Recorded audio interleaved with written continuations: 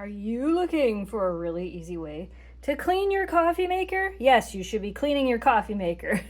We have a solution for you. Welcome to the review. Today, you guys, we're going to show you a super easy way to clean your coffee maker. This product was sent to us in return for our honest review.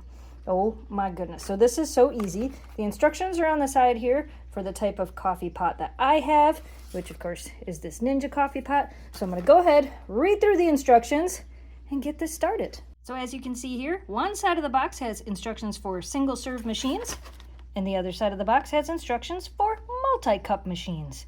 This one can do single serve or multi-cup. I'm gonna do the multi-cup instructions because I'm gonna have it fill this.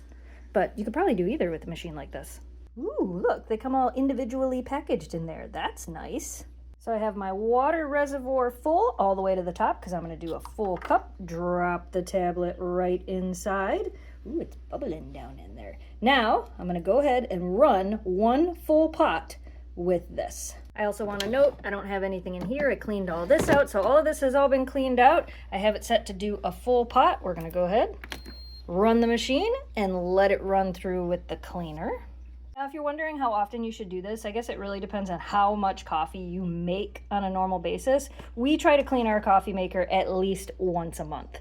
That's what we do. This coffee maker actually has a clean setting as well. I actually do that about once a week, but then we use stuff like this about once a month.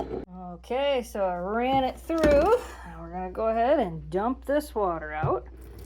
And then we're gonna refill the reservoir and run it through again. All new water, all set, run it through again. And just like that, it's clean. Should be good.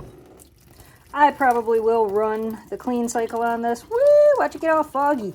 I probably will run my clean cycle on this just because, but yeah, should be all nice and good to go now. I'm gonna rinse everything out and we're good to go. So if you're looking for a super easy way to clean your coffee maker, this could be a good solution for you. We recommend this.